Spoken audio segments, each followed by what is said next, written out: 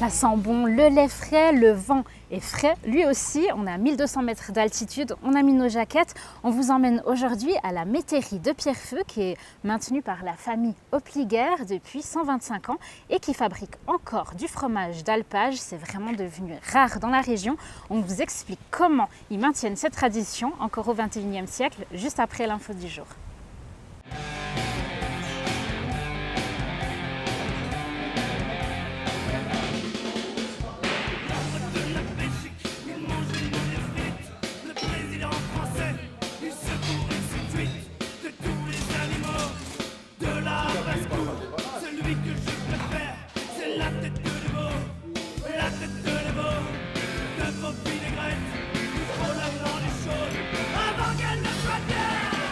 On est toujours à la métairie de Pierrefeu. Aujourd'hui, j'ai le plaisir de discuter avec Alexandre Opliger. C'est la 5e génération de Opliger. Toujours à la métairie, vous passez la moitié de l'année ici. Il y a 50 vaches également et vous produisez du gruyère d'alpage AOP. Aujourd'hui, il y a eu un menu spécial, il y a de la compagnie. Qu'est-ce que vous avez cuisiné? Alors aujourd'hui, on a cuisiné de la tête de veau. C'est un menu qu'on fait 2 à 3 fois par été. On a toujours un peu des amateurs pour ça. D'ailleurs, on recommence ce soir. Je fais ça midi et soir. Et puis, ben voilà quoi. Ouais, on cuisine de temps en temps des trucs comme ça. La recette, elle vous vient d'où? Oh, c'est transmis de ma maman. C'est elle qui m'a appris les bases de la cuisine. Et puis, ben voilà, on essaye de faire comme on peut. D'ailleurs, elle était là aujourd'hui pour m'épauler, nous donner un coup de main. Vous avez donc les vaches, on est à 1250 mètres d'altitude dans cette métairie. Ça ressemble à quoi vos journées? On se lève très tôt, on se couche très tard? Oh, alors les journées, elles ressemblent, je pense, je sais pas, à toutes les autres journées, non? On se lève le matin à 6h, 6h15. Après, on passe à la traite, on va chercher les vaches, on fait la traite. Après, on fait le fromage. Entre-temps, une fois on déjeune. Puis après, ben, on prépare gentiment pour le repas de midi s'il y a du monde. Et puis voilà, la journée s'écoule ainsi. Après, il y a bien sûr à côté, il y a quand même de la bureaucratie à faire, il y a le jardin à s'occuper, il y a de la lessive à faire, il y a toutes les tâches quotidiennes que tout le monde connaît. Et puis après, ben, le soir, en fonction de s'il y a des gens, s'il n'y a pas de gens, ben, la journée peut se terminer à 7h comme elle peut se terminer à 11h, 11h30, pas de souci. Qu'est-ce qui vous plaît particulièrement dans le travail ici? Et tout me plaît ce que je fais ici, autrement je ne le ferais pas. C'est le contact avec les bêtes, le contact avec la clientèle, le contact avec la nature. C'est vraiment toutes ces choses-là qui font que je suis le plus heureux des hommes ici en haut. Je ne voudrais changer pour rien au monde. Donc ça fait pratiquement 150 ans que la famille Opliger elle est ici à la métairie. Il y a un peu un savant mélange entre tradition et modernité. Comment vous cuisinez tout ça? Alors, on essaye de panacher ça au mieux parce que alors, j'étais pas là quand les premiers sont arrivés en 1876, mais je peux imaginer que c'était un peu plus rude que maintenant, avec certainement plus de personnel, mais enfin bref. Aujourd'hui, on essaye de maintenir une certaine tradition, tout en y incluant la modernité, parce que voilà, on veut quand même plus, on voyage plus à dos d'âne, on est au courant qu'il y a la radio, qu'il y a Internet, qu'il y a plein de choses qui ont évolué, donc on n'est quand même pas complètement à côté du vélo. Les recettes sont traditionnelles? Les recettes restent traditionnelles, mais j'attends, on essaie quand même de vivre avec son temps et de faire, d'évoluer au mieux en bousculant un peu les traditions, puis en bousculant un peu la modernité, et puis ça va très bien. Ça a commencé en 1876, vous venez de le dire, avec votre aïeul.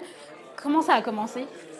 Ben, j'étais pas dans le coup pour rien. Il faut dire que les 95 premières années, j'étais pas ici. Donc voilà, moi je suis né en 1971, donc je sais pas comment ça se passait, mais ben, je pense que d'après ce qu'on voit dans les archives, ben voilà, c'était quand même déjà qu'ils faisaient le fromage, qu'ils avaient des vaches par là, que voilà, que c'est resté, mais après.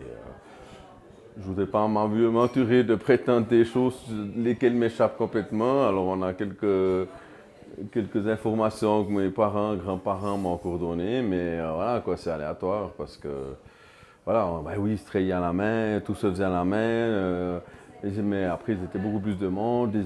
Voilà, c'est vraiment dur à juger comment ça se passait si on ne l'a pas vécu à son temps, là, quoi. Je propose qu'on continue dans la cave à fromage. Mais avec grand plaisir. Super die beats, machen nochmal super die beats.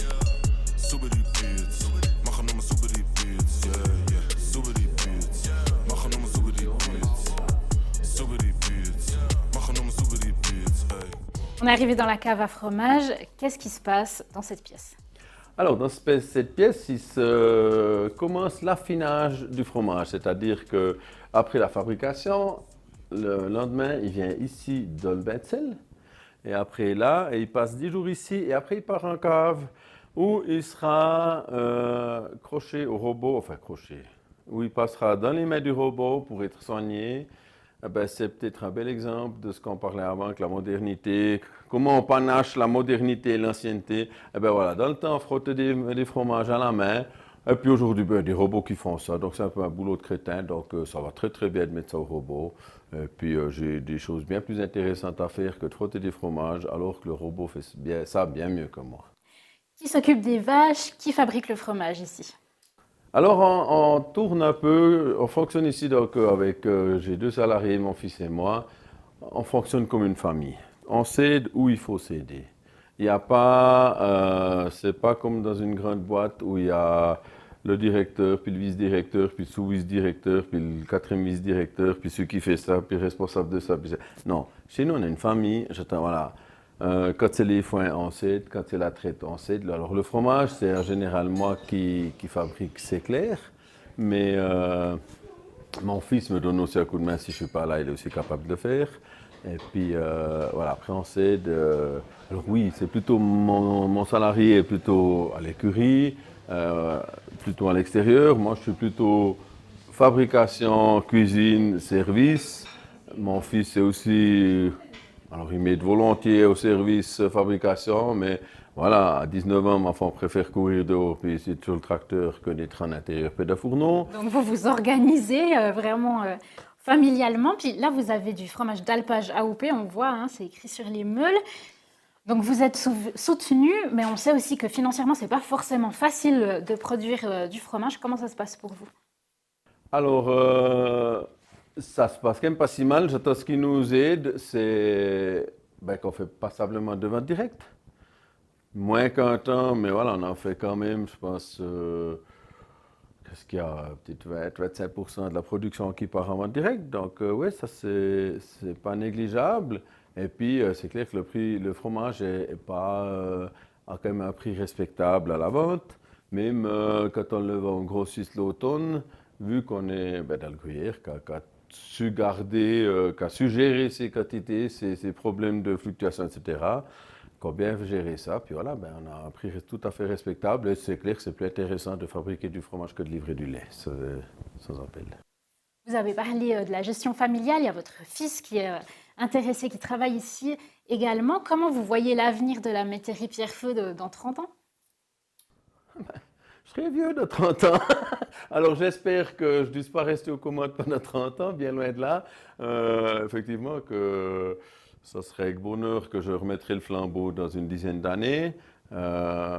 Puis voilà, après, moi j'ai fait toute ma vie ce que j'ai eu plaisir à faire, on ne m'a jamais rien obligé et je ne vais surtout pas obliger mes enfants à faire quoi que ce soit. J'ai 3 enfants, il n'y a que l'aîné qui est, pour le moment, semble plus intéressé à ça. Est-ce qu'il y en aura un deuxième qui viendra dans le coup ou pas? Est-ce que, voilà, c'est tout des questions d'avenir. Mais voilà, ça sera une grande fierté pour moi si je peux remettre le flambeau dans la famille. Ça sera une déception si ça ne devrait pas continuer, mais c'est clair que je ne vais pas m'accrocher au pouvoir non, non. À la retraite, on arrêtera.